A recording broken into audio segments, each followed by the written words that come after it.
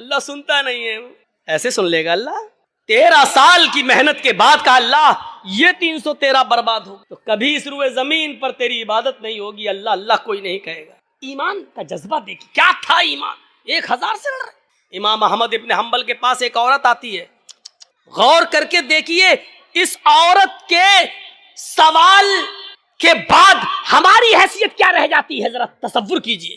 ایک عورت آتی ہے کہتی ہے کہ امام صاحب ایک مسئلہ پوچھنے آئی ہوں. کہا کیا مسئلہ پوچھ؟ کہا میں چرخہ چلاتی ہوں. چرخہ جانتے ہیں نا, مہاتما گاندھی والا چرخہ معلوم ہے نا. ہم لوگوں کے ہاں تو آج بھی لگے ہوئے ہیں کہیں کہیں. جو لوگ ہینڈلوم ہاتھ سے کپڑا بناتے ہیں وہاں چرخے بھی ہیں, ہاتھ سے پھرتا ہے, سوت کاٹتے. تو کیا کہتی ہے امام احمد ابن حنبل سے وہ عورت کہ امام صاحب میں چرخہ چلاتی ہوں اور دوسرے لوگوں کا سوت مزدوری پر کاٹتی ہوں اور ان سے مزدوری لیتی ہوں.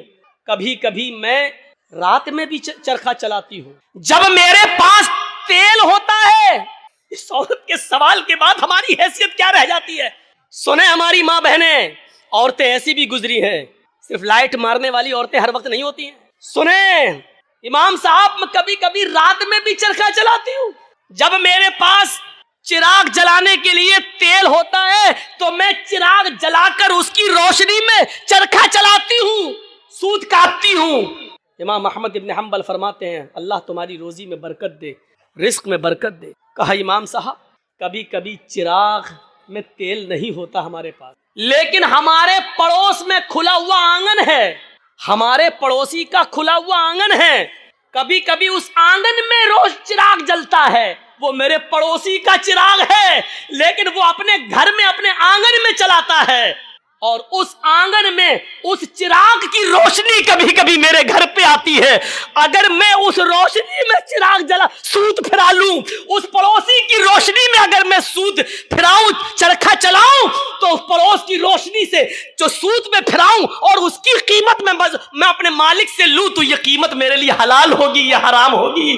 کیا میں اس روشنی میں جو چرخہ چلا کر جو پیسہ کماؤں وہ میرے لیے جائز ہوگا یا ناجائز ہوگا؟ تصور کرو امام احمد ابن حنبل کھا کے چکر کھا کے گر جاتے ہیں کہ اس دنیا میں اس دور میں ایسی عورتیں بھی موجود ہیں جو تقوی کا ایسا معیار اپنے اندر پیدا کی ہوئی ہیں, ایسا معیار اپنے اندر پیدا کی ہوئی ہیں. اس تقوی کی روشنی میں ذرا تصور کرو ہم کہاں ہیں, ہماری روزی کیا ہے, ہمارا مال کیا ہے, ہماری انکم کیا ہے, ہماری انکم آ کہاں سے رہی ہے. اس عورت کے سوال کے بعد ہم تصور کریں کہ ہم کہاں کھڑے ہیں. پھر کہتے ہیں کہ یہ ہمیں پریشان کر رہا, وہ ہمیں پریشان کر رہا, فلاں کا عذاب. کچھ نہیں, ہمارے اعمال ہمیں پریشان کر رہے ہیں, ہمارے کرتوت ہمیں پریشان کر رہے ہیں, ہماری بدعملی ہمیں پریشان کر رہی ہے. احمد ابن حنبل رحمۃ اللہ علیہ نے کوئی جواب نہیں, صرف اتنا کہا اے اللہ کی بندی اگر تمہیں لگتا ہے تم اس سے مانگنے تو نہیں گئی ہو, تم نے چوری تو نہیں کی ہے, اگر اس کے آنگن میں روشنی جل رہی ہے اور وہ تمہارے آنگن میں آ رہی ہے تو میرے حساب سے, امام احمد ابن حنبل نے کہا, اس روشنی میں چراغ کی اس روشنی میں اگر تم سوت کاٹ لیتی ہو تو میرے حساب سے کوئی غلط تو نہیں ہے, لیکن پھر بھی اگر تم پرہیز کرو اور بچو تو یہ تمہارے لیے زیادہ بہتر. یہ احمد ابن حنبل کا, جبکہ چوری نہیں تھی, وہ جلا رہا ہے, دروازہ نہیں ہے, آنگن سے آنگن ملا ہوا ہے اور اس کے آنگن سے اس چراغ کی روشنی یہاں آ رہی ہے. تو اس میں بھائی آپ یہ لائٹ جل رہی ہے, اب ادھر روشنی جا رہی ہے تو اس آدمی کا کیا قصور ہے؟ تم اگر چاہتے ہو کہ میری روشنی میرے گھر تک رہے تو تمہیں اپنے گھر کا انتظام کرنا ہے, لیکن اگر آپ کے گھر کی روشنی اور آپ کے بلب کی روشنی میرے گھر آ رہی ہے اور آپ یہ کہیں کہ اے اپنا میری روشنی تیرے گھر کیوں آ رہی ہے, ہٹ اپنا گھر توڑ, تو آپ غلط ہے نا. ذرا تصور کرو احمد ابن حنبل نے جب وہ عورت جانے لگی, وہ بوڑھی عورت, تو احمد ابن حنبل رحمہ اللہ نے لوگوں سے پوچھا کہ یہ جس باپ کی بیٹی ہے اس کا باپ کوئی معمولی شخص نہیں ہوگا, ضرور کسی اچھے اور نیک باپ کی تربیت ہوگی جس نے ایسی نیک بیٹی پیدا کی ہے. ذرا تصور, نبی اکرم کی دعا اس لیے قبول ہوئی کیونکہ آپ سراپا رزق حلال استعمال کرتے تھے. صحابہ کی اس لیے مدد ہوئی اس جنگ بدر میں کیونکہ کسی صحابی نے مال حرام کو اپنا لقمہ نہیں بنایا. میرے بھائیوں, 1000 کا لشکر پھر مغلوب ہوتا ہے اور 313 صحابہ کو فتح ہوتی ہے. یہ 313 صحابہ جو لڑے, یہ کون سی چیز تھی؟ یہ وہی طاقت تھی, وہی اسپرٹ تھی. کون سی؟ ایمان. اگر ایمان نہ ہوتا تو لڑتے؟ کچھ نہ کچھ دیر کے لیے یہ بھی ماننا پڑے گا کہ اس لڑکی نے جو جذبات میں آ کے نعرہ لگایا تھا کرناٹک میں، اس کے اندر بھی کچھ ایمانی حرارت تھی، تبھی تو یہ اللہ اکبر کا لفظ نکلا ہے، اس کا انکار نہیں کیا جا سکتا۔ اور بعد میں پتا چلا کہ اس بچی کا باپ عالم ہے، وہ ایک مولانا کی بچی ہے، تو ظاہر بات ہے کہ تربیت تو اچھی رہی ہو، ورنہ آج کل سیاسی لیڈروں کی لڑکیاں کہاں نعرہ لگائیں گے اللہ اکبر، وہ تو وقت کے دھارے میں بہتے ہیں، وہ تو ہندو لوگوں کا ووٹ لینے کے لیے مندر میں ٹیکا بھی لگوا لیں گے، وہ تو مورتی کے سامنے بھی کھڑے ہو جائیں گے کیونکہ ہمیں ان کا ووٹ چاہیے۔ تو تربیت کا بھی فرق ہوتا ہے، ہم اپنی اولاد کو کون سی تربیت دے رہے ہیں، کیسی تربیت ہونی چاہیے، اس پر ہمیں غور کرنا چاہیے۔ جنگ خندق کے بارے میں کبھی سوچا آپ نے؟ جنگ خندق میں کتنے مسلمان تھے؟ آپ سے اگر سوال کریں تو شاید بہت کم لوگوں کو معلوم ہو، صرف 3000 صحابہ، 3000، اور ان 3000 صحابہ کا مقابلہ کتنے کافروں سے تھا، کتنے یہودیوں سے تھا؟ 10,000 کا لشکر۔ کوئی تقابل ہے؟ کوئی مقابلہ ہے؟ ایک طرف 3000، ایک طرف 10,000، وہ ہتھیاروں سے لیس، یہ بیچارے فل ہتھیار نہیں۔ ان 3000 صحابہ کو جنگ خندق پر کافروں سے لڑنے کے لیے اپنی رضامندی کا اظہار جو انہوں نے کیا، یہ 3000 صحابہ کے دل میں جو 10,000 کا خوف نہیں تھا، وہ خوف نکالنے والی طاقت کیا تھی؟ اگر آپ سے سوال کریں تو میری اتنی تقریر کے بعد جو 1 گھنٹے سے زیادہ بولتے ہوئے مجھے ہو گیا، آپ اس نتیجے پر پہنچ گئے ہوں گے کہ 3000 صحابہ جو 10,000 کے مقابلے میں کھڑے ہوئے ہیں اور لڑ رہے ہیں، یہ صرف ایمان کی طاقت تھی، وہ 10,000 سے نہیں ڈر رہے ہیں، وہ صرف ایمان کی طاقت ہے۔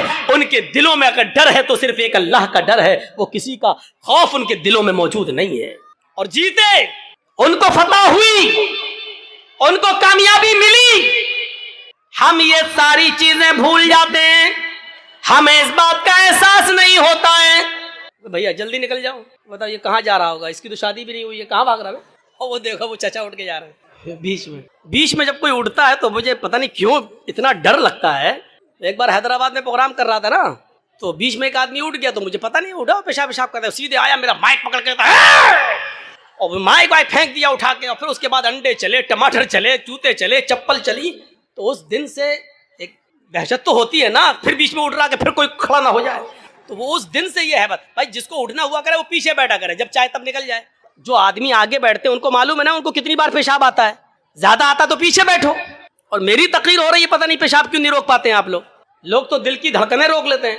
ایک بار ڈاکٹر کے پاس گیا، ڈاکٹر میرا، ہم نے کہا ڈاکٹر صاحب ذرا وہ دیکھ لیجئے میرا پلس، بولا نہیں تمہارا تو ہائی ہوگا۔ ہم نے کہا ارے دیکھ لیجئے ڈاکٹر صاحب، اس کے بعد دوا، لیکن آپ میں مان نہیں سکتا، ہمیں وہ تھرمامیٹر لگانے کی ضرورت ہی نہیں ہے، آپ کا پلس دیکھنا ہی نہیں ہے، آپ کا وہ کیا بولتے ہیں اس کو، بی پی، وہ آپ کا ہائی ہوگا، وہ کچھ بڑا ہی ہوگا، نیچے نہیں ہو سکتا ہے۔ میں نے کہا ڈاکٹر صاحب سن پڑ رہے ہیں، ہاتھ پیر ذرا کپ کپی سی ہو رہی ہے۔ کہتا کہ جب آپ کی تقریر سن کے ہم لوگوں کے لیول ہائی ہو جاتے ہیں، ہم لوگوں کا بی پی ہائی ہو جاتا ہے، تو آپ کا کیسے لو ہو سکتا ہے؟ اس نے چیک نہیں کیا، اللہ کی قسم چیک نہیں کیا، ایسی دوا دی، بولا آپ کا نہیں کریں گے، ہمیں قسم ہے ہم بھی نہیں کریں گے آپ کا، اور نہیں کیا۔ پتہ نہیں وہ دیکھو بیچارے، دیکھو اب کیا کریں گے گھر جا کر۔ اچھا جتنا بولتے ہیں اتنا اور لوگ اٹھتے ہیں۔ تھوڑی دیر بیٹھ جاؤ بھائی، تھوڑی دیر بیٹھ جاؤ۔ اب ان کو کیا بولیں ہم، وہ چچا جا رہے ہیں بیچارے، اب تو چچی کے لائق بھی نہیں ہے، پھر بھی جا رہے ہیں، کیا کریں گے جا کے۔ اچھا چلیے اب آپ لوگ جاگ گئے ہیں، تھوڑی بہت نیند آ رہی ہوگی، اس کا غلبہ ختم ہو گیا ہے، سنیے تو اب آپ اندازہ لگائیے، وہ خندق 10,000 کا مقابلہ 3,000، کیا چیز تھی؟ وہی اللہ کا خوف، وہی اللہ کا ڈر۔ جیسے ایک پولیس والے میں یہ طاقت ہوتی کہ وہ اکیلا نہیں، سرکار کی طاقت ہے اس کے پاس، ایسی جو پکا سچا مومن ہے وہ ڈرتا نہیں ہے، اللہ کی طاقت ہے اس کے پاس، ایمان ہے اس کے پاس، ایمان کی طاقت ہے اس کے پاس، اس کو خوف نہیں ہوتا ہے، وہ لڑتا ہے، آمادہ ہو جاتا ہے۔ یہ واقعہ سنایا ہے، لیکن پھر بھی آپ کو سنا دیتا ہوں۔ سمیہ رضی اللہ تعالیٰ عنہ کا کیا میٹر تھا؟ ابو جہل کے سامنے کھڑی ہے، طبقات کے الفاظ ہیں، ابن سعد نے نقل کیا ہے کہ اس نے سمیہ کے کپڑے تک پھاڑ دیے، پھر بھی کہتی ہے نہیں اللہ ایک ہے۔ ابو جہل نے نیزہ لیا، نیزہ، طبقات کے الفاظ، وہ نیزہ اس کی شرمگاہ میں داخل کر دیا۔ سننا بہت آسان ہے، لیکن ایک ہلکی سی کھروچ ہم برداشت نہیں کر سکتے ہیں، اس کی تو شرمگاہ میں نیزہ ادھر سے ڈالا، اس طرف نکال دیا، اور ہاتھ پیچھے سے بندھے ہو، وہ نیزہ پکڑ کے نکال بھی نہیں سکتی ہو۔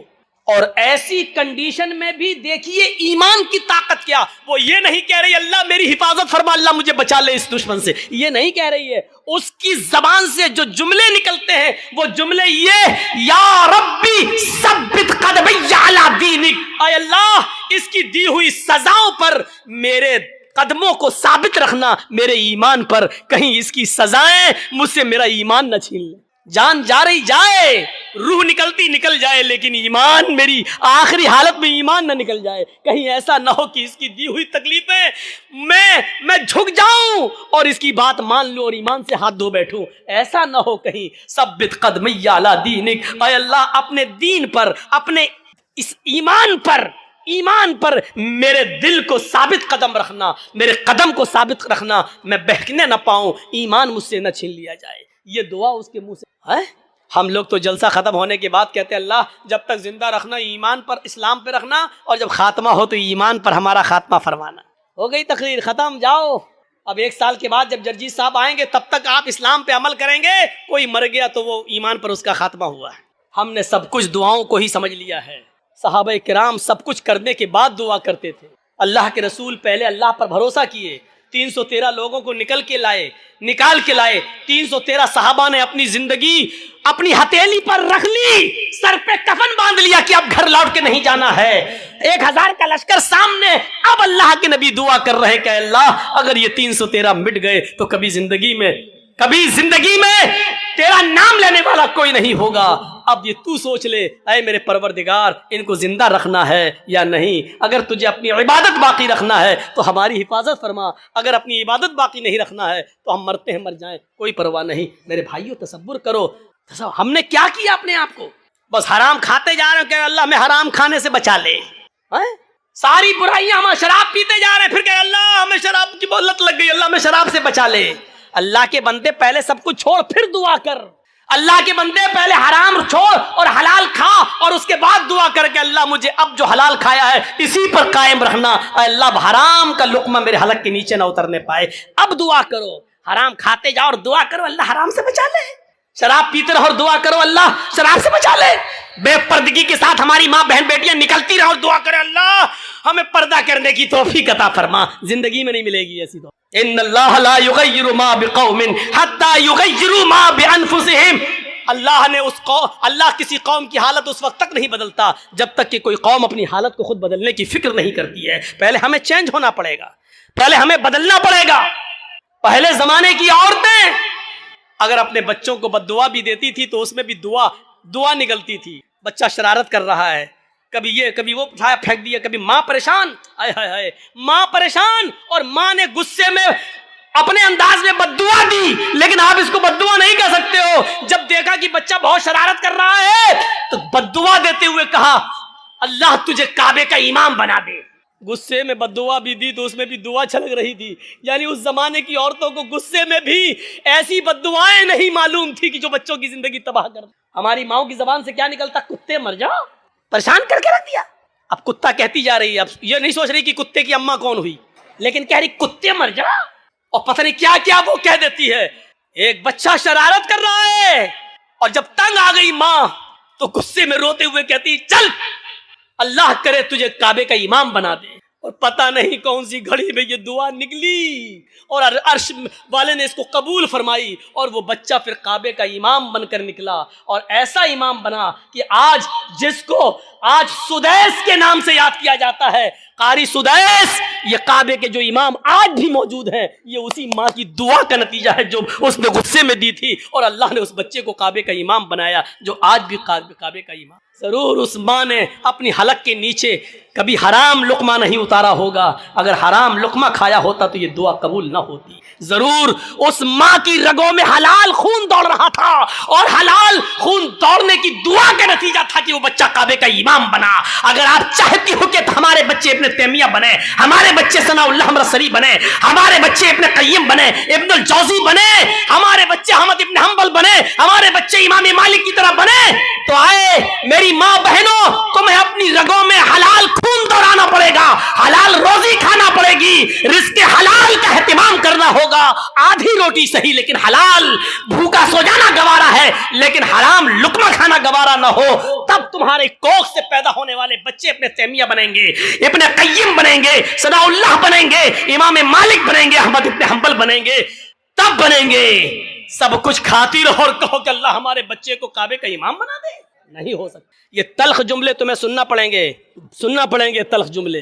تصور کرو کیا تھا وہ جذبہ، سمیہ شرمگاہ میں نیزہ داخل، ہاتھ پیچھے سے بندھے، اور پھر بھی اس حالت میں کیا دعا کر رہے ہیں۔ آپ یہ نہیں کہو گے آپ کا بیٹا ہاسپٹل میں بھرتی ہے، وینٹیلیٹر پر رکھا ہوا ہے، یا کوئی باپ وینٹیلیٹر پر رکھا ہے، آپ ہمارے پاس آئیں گے جرجیت صاحب محلدار پاڑا میں آئیں، جمعے کا خطبہ دینا ہے، آپ پرچی لے کے آئیں گے مولانا صاحب جمعے کے خطبے میں کے بعد ہمارے ابو کے لیے دعا کر دیجئے اللہ ان کو شفائے کاملہ عطا فرمائے۔ ایسے موقع پر بھی آپ کو اس دعا کی فکر ہوگی کہ ہمارے ابو کے لیے دعا کر دو کہ اللہ ان کو شفا دے، لیکن اس موقع پر دعا یہ نہیں ہوگی کہ اللہ رب العالمین سے یہ دعا کیجئے کہ میرے باپ کا خاتمہ ایمان پر ہو، وہ اس دنیا سے جائے تو گناہوں سے پاک و صاف جائے، اللہ میرے باپ کو گناہوں سے توبہ کرنے کی توفیق عطا فرما۔ یہ دعا آپ نہیں کروائیں گے مسجد کے امام سے اور جرجیت صاحب سے، آپ دعا یہ کروائیں گے کہ کہو اللہ تعالیٰ ان کو شفائے کاملہ اور عاجلہ عطا فرمائے۔ میں یہ نہیں کہہ رہا ہوں کہ یہ دعا کرنا غلط ہے، جائز ہے، لیکن سنو حضرت سمیہ نے اس موقع پر یہ نہیں کہا اللہ میری حفاظت فرما، اللہ اس نے نیزہ مارا ہے تو مجھے شفا دے، اللہ میری شرمگاہ میں جو زخم ہو گیا ہے اس کو ٹھیک کر دے۔ اس نے یہ دعا نہیں کی، اس نے دعا یہ کی یا ربی ثبت قدمی علی دینک، اے اللہ اپنے دین پر، اللہ ایمان پر میرے قدم کو ثابت رکھ دے، اے اللہ ایسا نہ ہو کہ اس کی تکلیفیں مجھ سے میرا ایمان چھین لے۔ یہ کیا چیز تھی؟ یہ ایمان تھا، یہ ایمان تھا، یہ کون سا جذبہ تھا؟ آئیے ذرا مجھے اس جذبے کی طرف لے کر چلیے اور بتائیے یہ کون سا جذبہ تھا کہ حضرت ابراہیم علیہ السلام کو حکم ہوتا ہے کہ اپنی بیوی ہاجرہ کو اور چھوٹے بچے اسماعیل کو بیابان جنگل میں چھوڑ کر چلے آؤ۔ ابراہیم علیہ السلام اپنی بیوی ہاجرہ کو اور اس بچے کو لے کر جا رہے ہیں، اس وقت تک بیوی کو پتا نہیں کہ یہ مجھے لے کے کہاں جا رہے ہیں، میرا شوہر ہے جہاں جا رہا ہے میں بھی جاؤں گی، میرا شوہر ہے مجھے ان کے ساتھ چلنا ہے، میرے پتی ہے مجھے ان کے ساتھ جانا ہے۔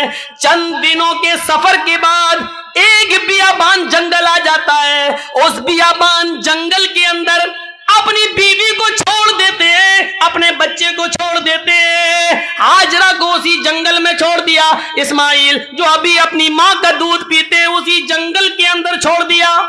تھوڑی دیر بیٹھتے ہیں، سستاتے ہیں اور پھر وہاں سے جانے لگتے ہیں۔ اس منظر پر ذرا غور کیجئے میرے ساتھیو، یہ منظر ہمیں کچھ اور بتاتا ہے۔ شرع لکم من الدین ما وصى به نوحا والذی اوحینا الیک، قرآن کی آیت، ومن یبتغی غیر الاسلام دینا، قرآن کی آیت۔ اب قرآن سے ہی ثابت کر رہا ہوں کہ سارے نبیوں کا جو بھی اس دنیا میں آئے سب کا کلمہ بھی ایک تھا۔ اللہ نے کیا فرمایا؟ یا اہل قل یا اہل الکتاب، آئے محمد صلی اللہ علیہ وسلم ان لوگوں کو کہو، ان لوگوں سے اعلان کرو، ان لوگوں کو بولو جو اہل کتاب ہیں، جو یہودی ہیں، جو عیسائی ہیں، جن کو تورات دی گئی، جن کو انجیل دی گئی، ان سے کہو بھائی ہم سے کیوں دشمنی رکھتے ہو، ہم سے کیوں کٹ رہے ہو، ہم سے کیوں دور بھاگ رہے ہو، آؤ ہم تو تمہیں اسی کلمے کی طرف بلا رہے ہیں جو ہمارا ہے اور تمہارا دونوں کا کلمہ ہے۔ تعالوا الی کلمۃ سواء بیننا وبینکم، آئے اہل کتاب، آئے اہل کتاب، آؤ ایک ایسے کلمے کی طرف جو ہمارے اور تمہارے درمیان برابر ہے۔ اتنا واضح لفظوں میں کوئی مذہب کہہ سکتا ہے؟ کیا ہندو بھائی یہ کہہ سکتے ہیں کہ ہمارا اور تمہارا کلمہ ایک ہے؟ کیا کوئی یہودی کہہ سکتا ہے کہ ہمارا اور مسلمانوں کا کلمہ ایک ہے؟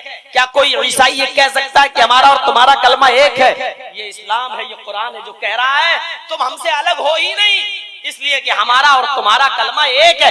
تعالوا الی کلمۃ سواء بیننا وبینکم، آؤ ایک ایسے کلمے کی طرف جو ہمارے اور تمہارے درمیان برابر ہے۔ جب وہ ہمارا کلمہ جو ہے وہی تمہارا ہے اور تمہارا جو کلمہ ہے وہی ہمارا ہے تو پھر ہم سے دشمنی کس بات کی؟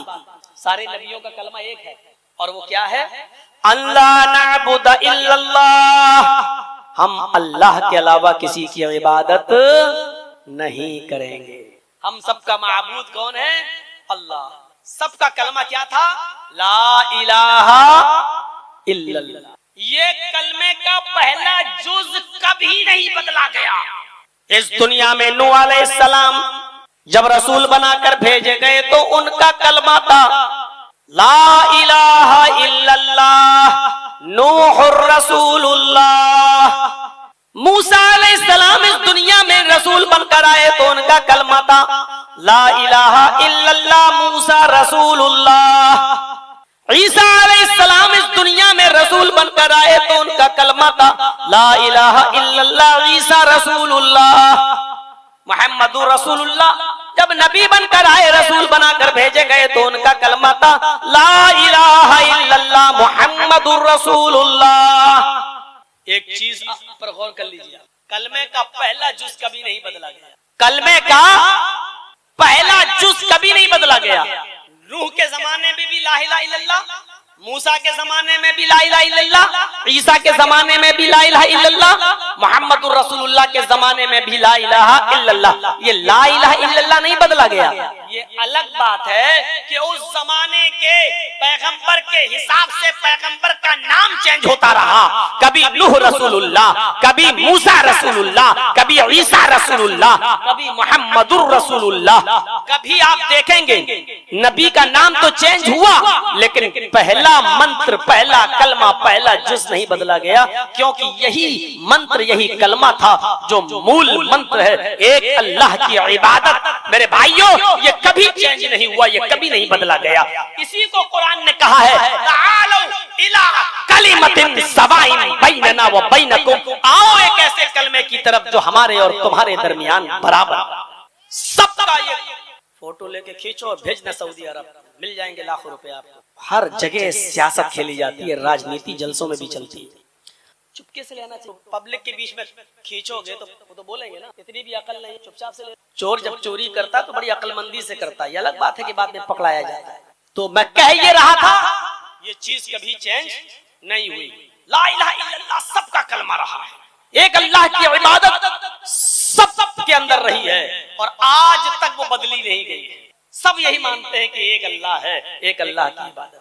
تو اس لیے اللہ نے کہا جو اسلام کو چھوڑ کر کوئی دوسرا راستہ اختیار کرے گا وہ راستہ اس کا قبول نہیں کیا جائے گا. وَهُوَ فِي الْآخِرَةِ مِنَ الْخَاسِرِينَ، اور آخرت کے اندر وہ خسارہ اٹھانے والوں میں سے ہوگا.